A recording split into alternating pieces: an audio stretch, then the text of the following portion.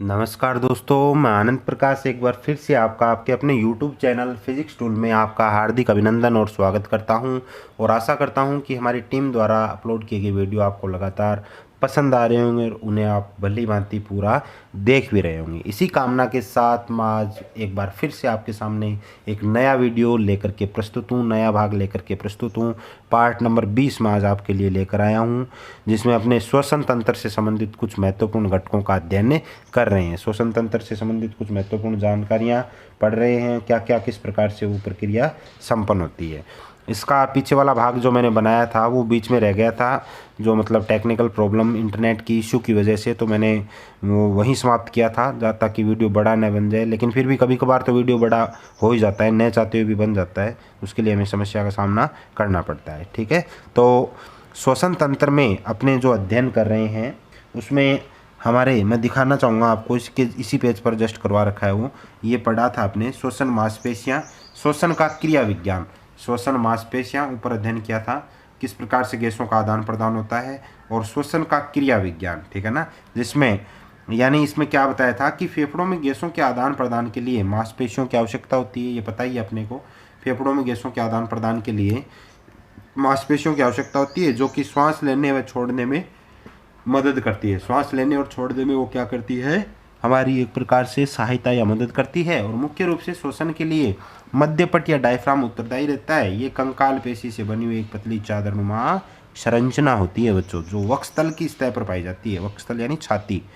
और इनके अलावा पसलियों में कुछ विशेष प्रकार की मांसपेशियां भी पाई जाती है, जो मध्यपट के संकुचन व शिथिलन में मदद करती है, यानी फैलने और सिकुड़ने में।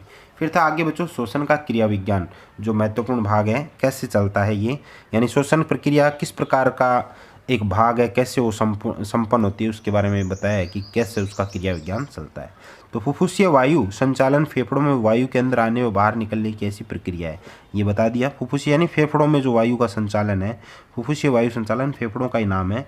यानी फेफड़ों में जो वायु संचालन है वो फेफड़ों में वायु के अंदर, फुफ्फुसीय यानी वो जो फेफड़े हैं वो स्पंजी टाइप के होते हैं, ऐसे बहुत कोमल होते हैं, जब हल्के गुलाबी रंग के पीछे अपने बताया भी था आपको मैंने, ठीक है, बहुत ही कोमल अंग होते हैं। तो फुफ्फुसीय जैसे अपने वो आपने देखा होगा, वो जैसे सीट आती है एक, तो उस प्रकार के होते हैं वो। फुफ्फुसीय वायु संचालन फेफड़ों में वायु के अंदर आने व बाहर निकलने की ऐसी प्रक्रिया है, जो कि गैसों के आदान प्रदान को सहज बनाती है। देखो कितनी सरल बात है, गैसों के आदान प्रदान को सरल बनाती है। इसके लिए श्वसन तंत्र वायुमंडल व कुपिका के मध्य ऋणात्मक दाब प्रवणता यानी जो एक दाब डालता है, वह मध्यपट के संकुचन का उपयोग करता है। इसके कारण वायुमंडल से अधिक दबाव वाली वायु फेफड़ों में प्रवेश कर पाती है। इसी कारण से अधिक दबाव वाली वायु फेफड़ों में प्रवेश करती है। और श्वसन की प्रक्रिया बच्चों 2 स्तर पर संपन्न होती है। श्वसन की प्रक्रिया कितने स्तर पर संपन्न होती है? 2 स्तर पर संपन्न होती है, बाह्य श्वसन और अंतः श्वसन। इसका एक नाम आंतरिक श्वसन भी है। तो देखो आज अपने इसका पहला भाग है, उसका अध्ययन करेंगे, बाह्य श्वसन। उसी वीडियो का आगे का भाग है जो मैंने बीच में छोड़ा था, बाह्य श्वसन। तो देखो बाह्य श्वसन क्या चीज़ है, 2 भाग थे इसके, 2 स्तर ऊपर लिखा है मैंने, 2 स्तर पर संपन्न होती है, बाह्य श्वसन और अंतः श्वसन, या एक नाम होता है इसका आंतरिक श्वसन। ठीक है, बाह्य श्वसन क्या है? इसमें गैसों का विनिमय, इसमें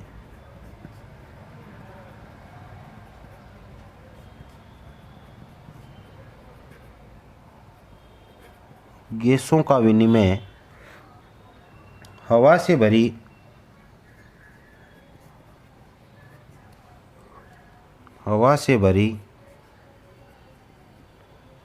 कूपिकाओं व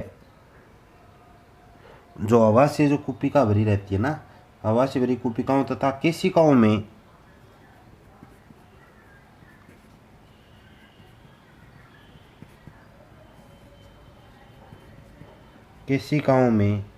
प्रवाहित रक्त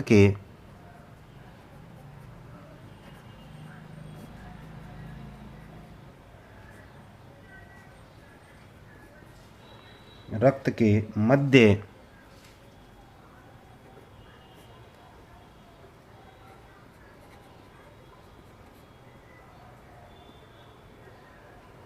गैसों के आंशिक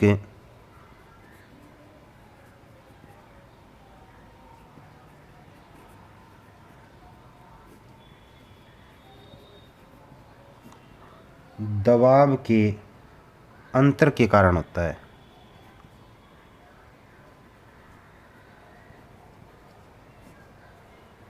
अंतर के कारण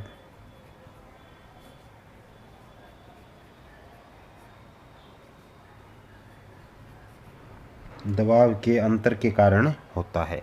तो ये हो गया इसका भाग, यानी किस प्रकार से संपन्न होता है, दबाव के अंतर के कारण ये होता है। ठीक है ना। तो अब आगे देखो दूसरा पार्ट इसका, यानी बाह्य शोषण कैसे होता है। इसमें गैसों का आदान प्रदान हवा से भरी कूपिकाओं व केशिकाओं में प्रवाहित रक्त के मध्य गैसों का जो आंशिक दबाव होता है उसके अंतर के कारण, डिफरेंस के कारण ये होता है। अब देखो आंतरिक शोषण, आंतरिक या फिर एक नाम और है इसका अंतः श्वसन, दो नाम हैं इसके, आंतरिक या अंतः श्वसन। देखो इसमें गैसों का आदान प्रदान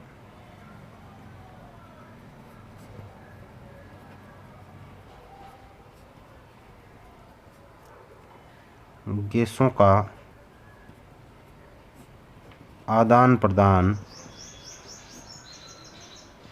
केशिकाओं में प्रवाहित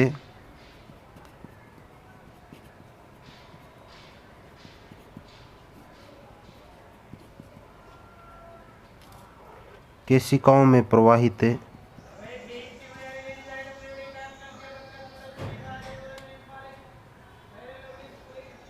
रक्त तथा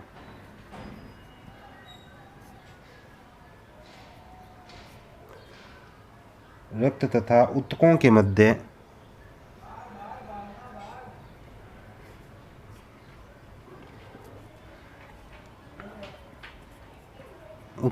मध्य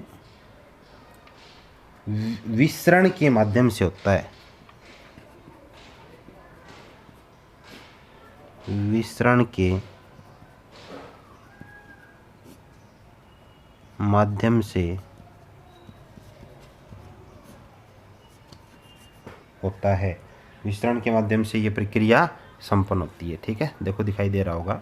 यानी आंतरिक शोषण अंतः शोषण में क्या है, इसमें गैसों का आदान प्रदान केशिकाओं में प्रवाहित रक्त तथा ऊतकों के मध्य विसरण के माध्यम से होता है। विसरण यानी उसका जो गैसों का जो आदान प्रदान है ना, निकलना आना जाना, वो सारा उसके अंदर आता है। ठीक है ना। तो इस प्रकार से ये प्रक्रिया संपन्न होती है। अब देखो अगला भाग देखते हैं। तो अगला भाग देखते हैं अपने रक्त तथा, नया टॉपिक है ये, परिसंचरण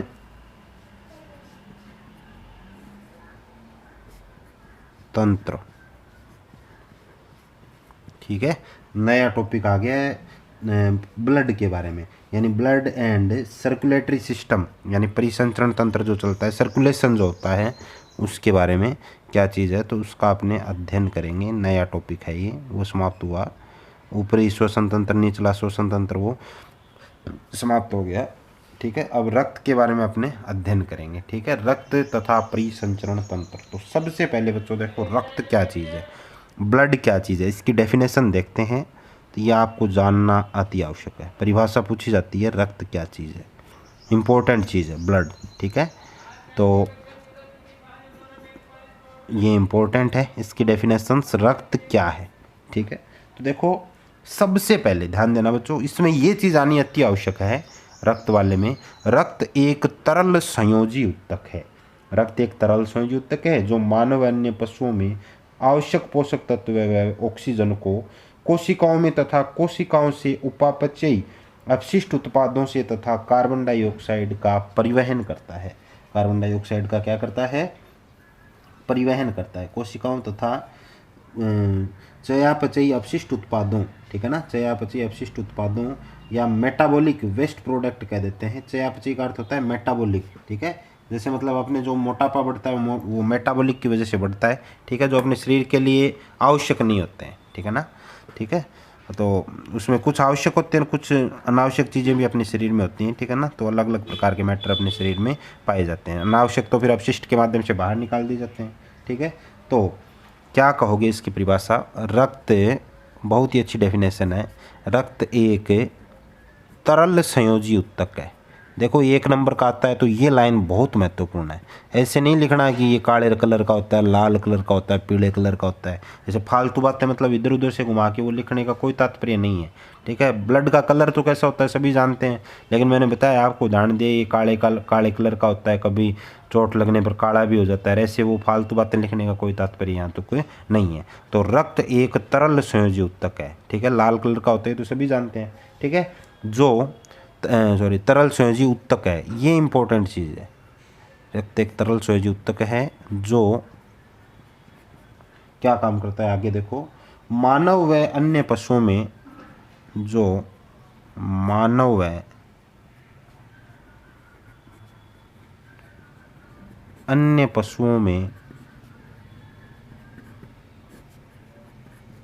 मानव व अन्य पशुओं में आवश्यक पोषक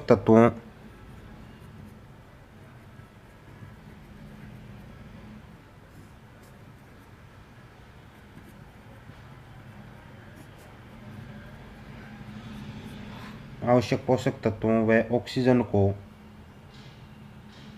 कोशिकाओं में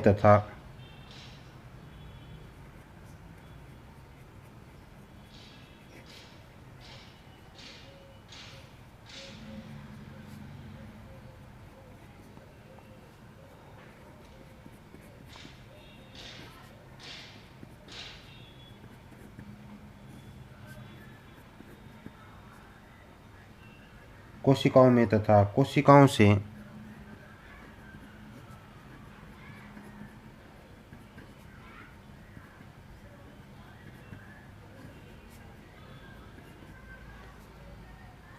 से चयापचयी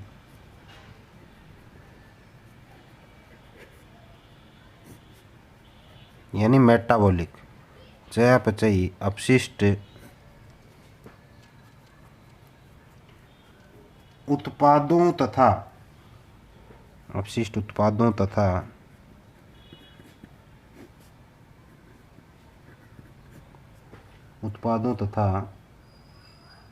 CO2 को परिवहन करता है, कार्बन डाइऑक्साइड। CO2 का मतलब क्या है? Carbon dioxide. CO2 परिवहन करता है, CO2 को, या CO2 परिवहन करता है, यानी लाता और ले जाता है, ठीक है ना। यानी ब्लड ही है जो मतलब कार्बन डाइऑक्साइड को बाहर निकालता है और शुद्ध ऑक्सीजन को अपने शरीर के अंदर ले जाता है, ठीक है। तो कार्बन डाइऑक्साइड का परिवहन करता है, ठीक है। अब देखो और इसमें विशेष बातें देखो, देखते हैं क्या है। पहला पॉइंट यह हल्का क्षारीय तरल होता है, यह हल्का क्षारीय तरल है। अब ऐसी बातें इसमें आप लिख सकते हो, हल्का 2 नंबर 3 नंबर का है तो पूरा लिखना पड़ेगा, सिंगल नंबर में ये लिख सकते हो, हल्का क्षारीय तरल होता है। हल्का क्षारीय क्या होता है? तरल होता है, ठीक है।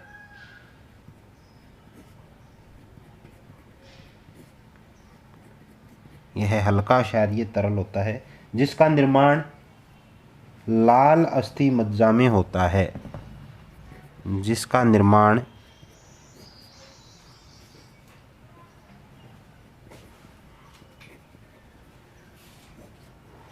लाल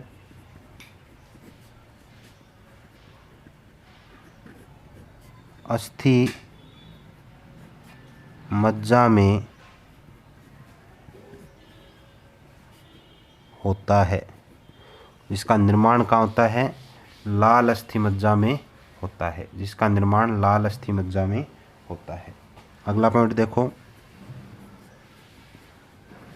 रक्त का पीएच मान 7.4 होता है।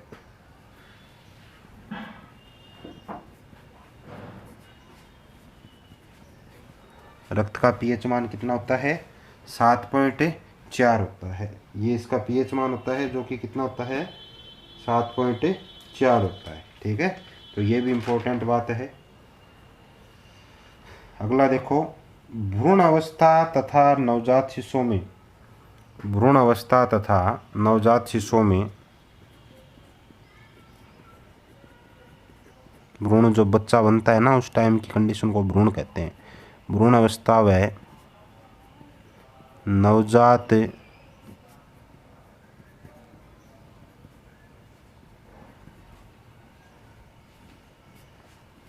शिशुओं में रक्त का निर्माण प्लीहा में होता है।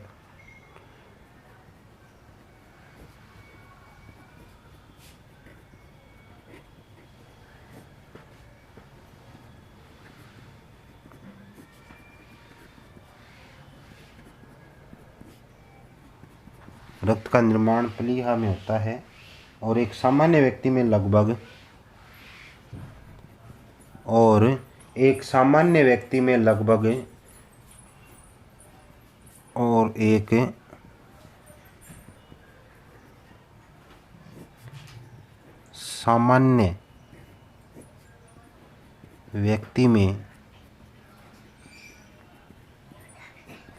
लगभग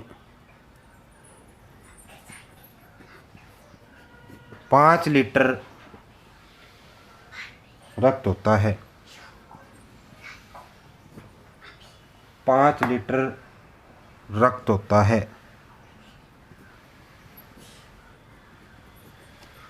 ठीक है, सामान्य व्यक्ति में कितना खून पाया जाता है? लगभग 5 लीटर रक्त पाया जाता है। रुधिर के दो भाग होते हैं, द्रव्य भाग जिसे प्लाज्मा कहा जाता है और दूसरा भाग ठोस होता है जो कोशिकाओं का बना होता है। रुधिर के दो भाग होते हैं,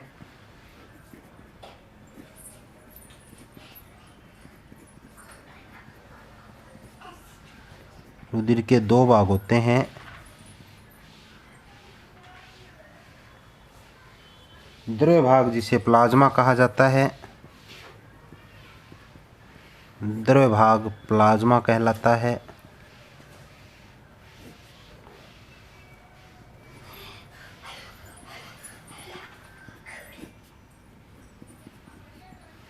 द्रव्य भाग प्लाज्मा कहलाता है तथा दूसरा ठोस भाग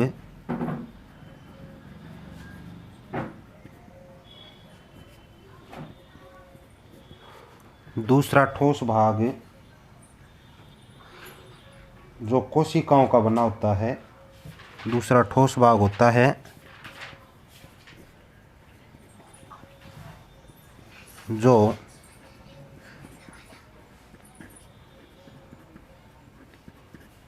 कोशिकाओं का बना होता है। दूसरा ठोस भाग होता है जो किसका बना होता है? कोशिकाओं का बना होता है। प्लाज्मा रक्त के, अगला पॉइंट देखो, प्लाज्मा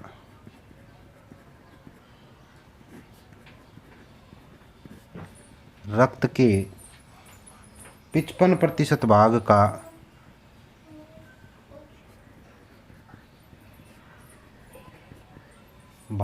निर्माण करता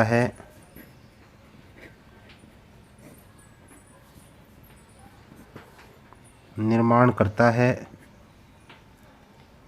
इसमें जल 92%, व कार्बनिक व अकार्बनिक पदार्थ होते हैं। वह कार्बनिक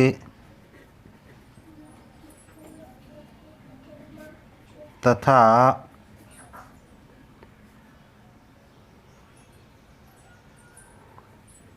अकार्बनिक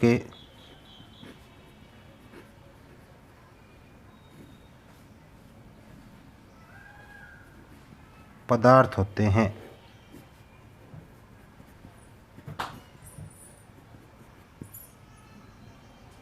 कार्बनिक व अकार्बनिक पदार्थ होते हैं। ठीक है, तो इसमें ये इस प्रकार से कार्बनिक और अकार्बनिक पदार्थ इसमें पाए जाते हैं, ठीक है ना। तो जो अभी मैंने बताया इस प्रकार से ये संपन्न होता है। तो देखो बच्चों, ये रक्त का अध्ययन किया आपने कि इसमें क्या क्या आता है। देखो इसमें फिर मैं विशेष बात आपको बता देता हूँ, ये एक तरल संयोजी उत्तक है, ध्यान देना, ठीक है ना।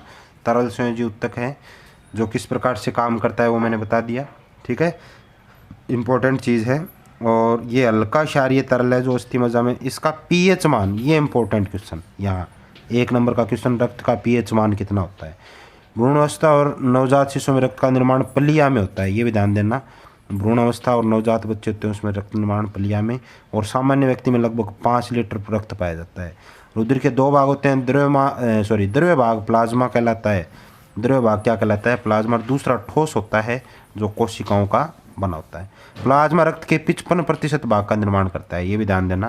प्लाज्मा ब्लड के 55% भाग को बनाता है, जिसमें जल 92% है और कार्बनिक और अकार्बनिक पदार्थ अन्य रूप में उपस्थित होते हैं, ठीक है, कार्बनिक व अकार्बनिक पदार्थ होते हैं, ठीक है। अब आगे एक नया टॉपिक पढ़ेंगे, ठीक है, उसमें उसका अध्ययन करेंगे। रुधिर की कोशिकाओं का अध्ययन करेंगे आगे, कि रुधिर की कोशिकाएं कौन कौन सी होती है, उनका अपने अध्ययन करेंगे, जिक्र करेंगे। तो आज की वीडियो में अपने इसमें इतना ही पढ़ेंगे।